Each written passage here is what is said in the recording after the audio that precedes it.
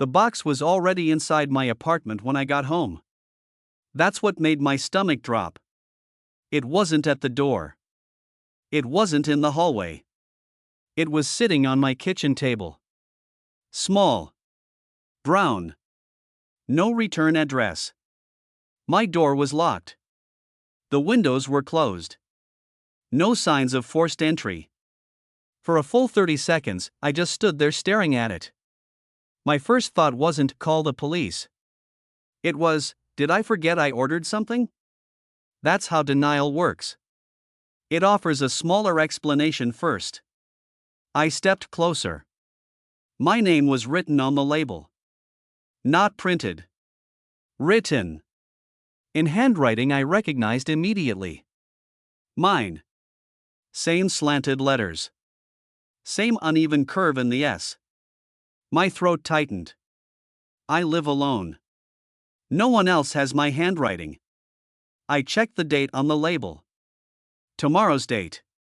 Not today. Tomorrow. I stepped back. This had to be a prank. A very elaborate one. I pulled out my phone and checked my delivery history. Nothing. No packages scheduled. No recent purchases. The box was light. No ticking. No sound. Just presence. My hands trembled slightly as I touched it. The cardboard was warm. Like it hadn't been sitting in a cold hallway. Like it had been handled recently. By someone. Inside my apartment. I walked to the door. Still locked. Deadbolt in place. Chain untouched. I checked the windows. Secure. No footprints on the balcony. No scratches on the glass. I turned back toward the table. The box hadn't moved. But something about it felt closer. Smaller room. Less air. I shouldn't open it. Every horror movie rule screamed in my head. But curiosity doesn't listen to logic. I tore the tape slowly. The sound was too loud in the quiet room. Inside was a smaller box. White. Perfectly sealed. And beneath it, a folded piece of paper. I unfolded it carefully. 3 words. You forgot this. My breathing became shallow. Forgot what? I lifted the white box. It was heavier than the outer one. My reflection stared faintly back at me in its glossy surface. I opened it. Inside. A key. Old. Metal. Attached to a keychain I recognized immediately. It was the one I lost 5 years ago. The night everything changed. My stomach dropped. That night. I don't talk about it. I barely think about it. A fight. A slammed door. A drive I shouldn't have taken. An accident I barely survived. I lost my house key somewhere between the argument and the hospital. I assumed it fell during the crash. They never found it. But here it was. Clean. Untouched. Placed in a box dated tomorrow. My hands began to shake violently. The folded note slipped from my fingers and landed on the floor. I bent down to pick it up. When I stood back up, the box was gone. The outer cardboard. The white inner box. Gone. Only the key remained in my hand. My heart pounded so hard it hurt. I looked at the kitchen table. Nothing. Empty. I backed toward the wall. This isn't real, I whispered. The lights flickered once. Just once. Then steadied. I looked down at the key again. It was real. Cold now. Heavy. My phone buzzed. Unknown number. One message. Try it. My throat went dry. Try it. Try the key. But my door was already unlocked from the inside. Or was it? I walked slowly to the front door. Touched the handle. Locked. I unlocked it. Opened it slightly. The hallway outside was normal. Dimly lit. Empty. I closed the door again. Locked it. Then, slowly, inserted the old key into the lock. It fit perfectly. But something felt wrong. The resistance was different. Like turning a lock that wasn't meant for this door. I twisted it. Click. The sound echoed too loudly. The lights in my apartment went out. Total darkness. My phone screen lit up automatically. Another message. Wrong door. Cold air brushed across my face. From behind me. I turned slowly. The hallway inside my apartment was longer. Much longer. The walls stretched further than they should. And at the end, there was a door that hadn't been there before. Same color as my walls. Blending perfectly. Except for one thing. The keyhole. Exactly the same shape as the key in my hand. The message came again. You left it closed. My pulse thundered in my ears. I didn't want to know what was behind that door. But the key felt heavy. Familiar. Like something unfinished. I took a step forward. The hallway stretched further. Then snapped back. Normal length. The door still there. Waiting. Another message. You can't keep forgetting. My breath caught. Forgetting what? The accident. The argument. The missing hour between leaving the house and waking up in the hospital. I stared at the door. At the key. At the place in my memory I refused to open. My hand trembled as I lifted the key toward the lock. And I realized. Maybe the package wasn't a threat. Maybe it was a reminder. Because some doors don't appear to let something in. They appear to let something out.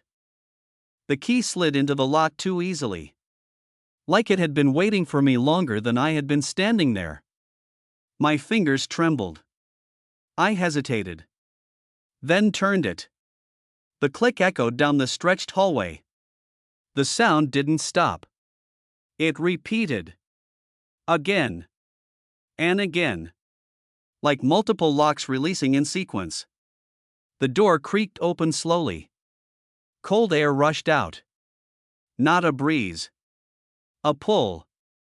Like the room beyond was inhaling. I stepped back instinctively. Darkness filled the doorway. Not empty darkness. Dense. Heavy. Alive with silence. My phone buzzed again. You only get one look. I swallowed hard. The memory tried to surface. The missing hour. The argument.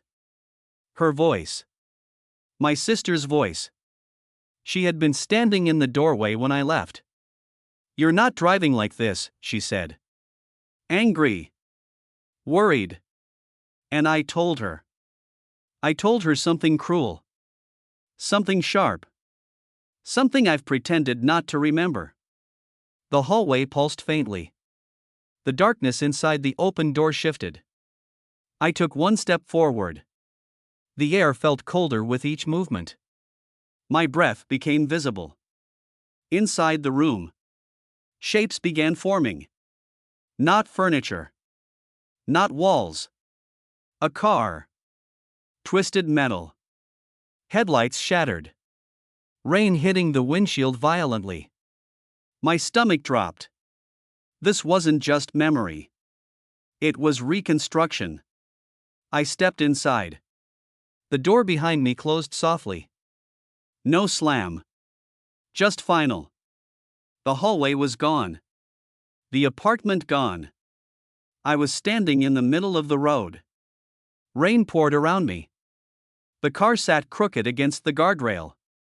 Driver's side crushed. Passenger's side intact. The hour I erased. The part one refused to hold. I approached slowly. My legs felt weak. The driver's door hung open. Empty. The passenger door was closed. Fogged from inside. My heart pounded violently. I didn't want to look. But the phone buzzed one last time. You left before you checked. My breath caught in my throat. I walked to the passenger side. The window cleared slowly. From the inside, a hand moved against the glass. My hand. Not my sister's. Mine. Pale. Bleeding. Pressed against the window from inside the car. I stumbled back. Impossible. The driver's seat was empty. But the passenger seat was occupied. By me. The version of me from that night. Unconscious. Blood at my temple. Seatbelt tied across my chest. I stared at it in horror. I wasn't driving. I had switched seats. The argument. She had grabbed the wheel.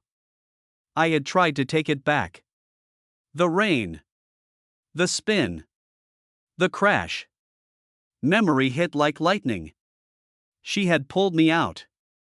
Dragged me across the wet pavement. Then gone back for something.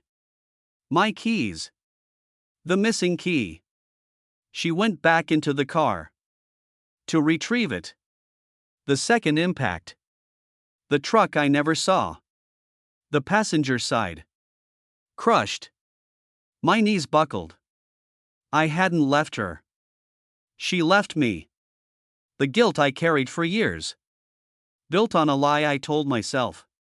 The darkness shifted again. The scene dissolved. I was back in my apartment hallway. The door still open. But inside. Nothing. Just a small empty room.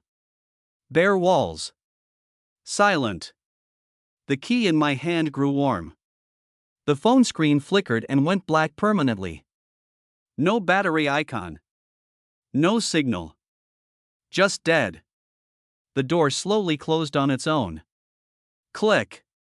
Locked. The hallway returned to normal length. The air warmed. I stood there shaking. Not from fear. From release. The part of the memory I buried wasn't about abandonment. It was about survival. She saved me. And I built guilt around it because guilt was easier than grief. The kitchen table behind me was empty. No boxes. No notes. Only the key in my hand. I walked to my front door. Inserted the old key again. This time. It turned smoothly. Naturally. Like it belonged. The lock felt lighter. I opened the door. The hallway outside was normal. Morning light beginning to seep in. Had hours passed?